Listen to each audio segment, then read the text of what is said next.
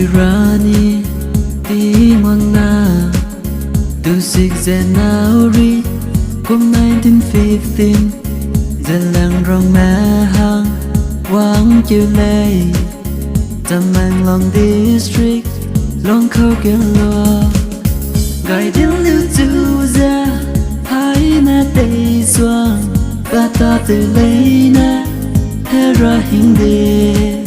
ilang vera se pana pung chu và dệt mẹ đã ghé răng gây tới giờ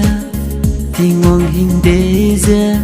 bung lâu giờ và nè răng gây lây anui hăng giờ ilang vera se hera ka se lây giờ ngang rong mẹ chu răng dia gây lây.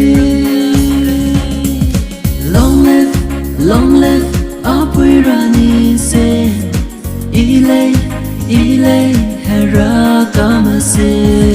Kelay Dalang rong ma gao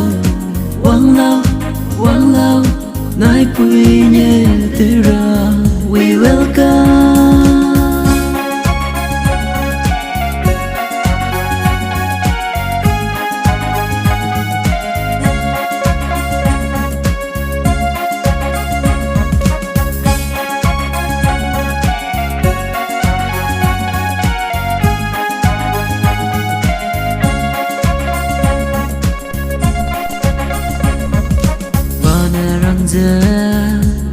Kene me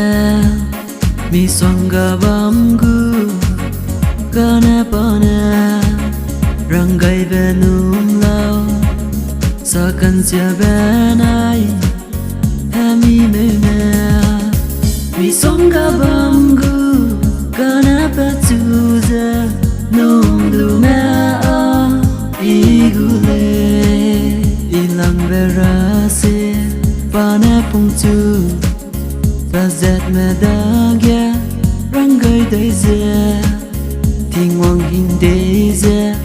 bung lâu giờ và nè răng gây lây anui hăng giờ cần chỉ bé bé li hay ra cả xe lây giờ leng rong mẹ chu răng dia gây lây. Long live Apu Rani se Ilay Hera Kama se Kelay Dalang rong ma gao Wang lao